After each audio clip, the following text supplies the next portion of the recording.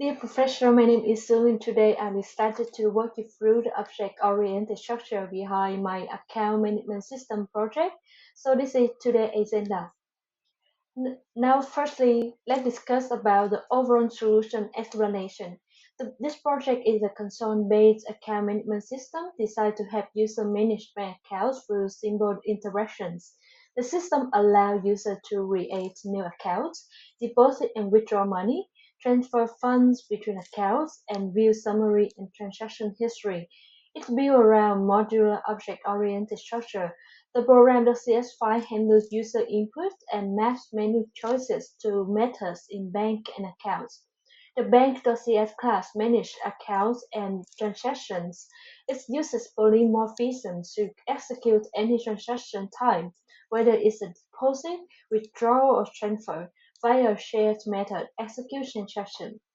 Account.cs encapsulates its user data, storing balance privately and providing set methods like deposit and withdrawal to control state changes. This class has a clear responsibility, which helps ensure the system is maintainable, scalable, and consistent with object-oriented design.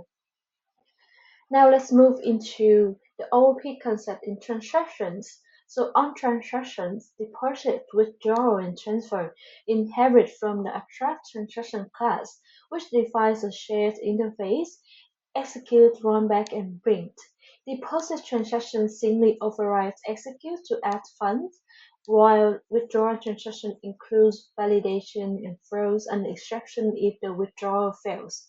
Transfer transaction combine both actions. Its first attempt to withdraw and only proceeds with a deposit if successful, demonstrating polymorphism and encapsulated logic. This structure keeps the logic clean, reusable, and extensible. Its the class focuses only on specific behavior while relying on shared-based functionality. Now moving into abstraction. Abstraction is the principle of hiding internal complexity and showing only the essential details. In our system, this is achieved through the abstract transaction class, which defines the structure on transaction types. This declares methods like execute, rollback, and print, but doesn't define how they work. This allows subclasses like deposit transaction and transfer transaction to implement only their specific logic while reusing shared behavior, such as preventing double execution or recording timestamp. As a result, abstraction helps us avoid redundancy and provides a clean, high-level interface for the system. Now moving into encapsulation. Encapsulation involves bundling data in methods within a class while restricting direct access to that data. In account.cs, fields like balance and name are private, so no external class can modify them directly. Instead, public methods like deposit and withdraw are used, each with validation logic to enforce account integrity. We also use a constructor that ensures no account starts with negative balance. This safeguards the system by ensuring all balance changes happen in a controlled way and only valid operations are allowed. Moving into inheritance. Inheritance allows new classes to reuse and extend the behavior of existing ones.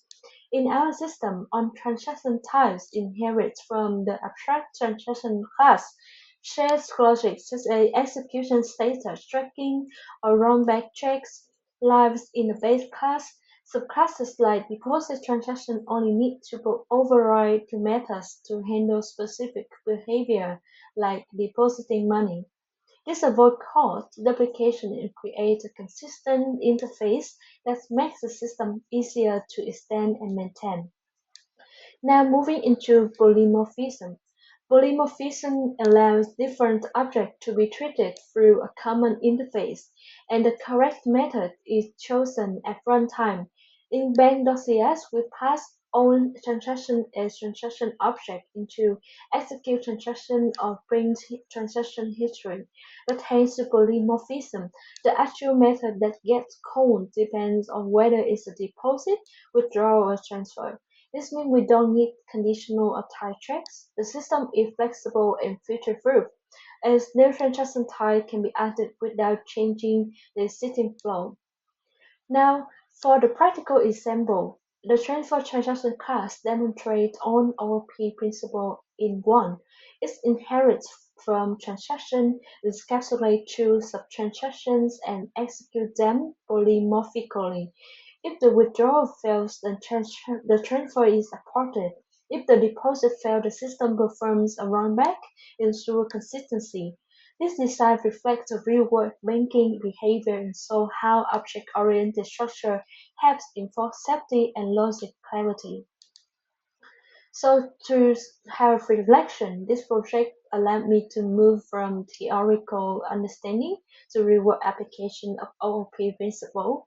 I applied abstraction to simplify interfaces, encapsulation to protect internal data, inheritance to reduce code, and polymorphism to create flexibility. The system is modular, scalable, and easy to maintain. New features can be added without breaking existing ones. Overall, it helped me understand how clean OOP design improves both the structure and the reliability of the software system. Thank you for listening.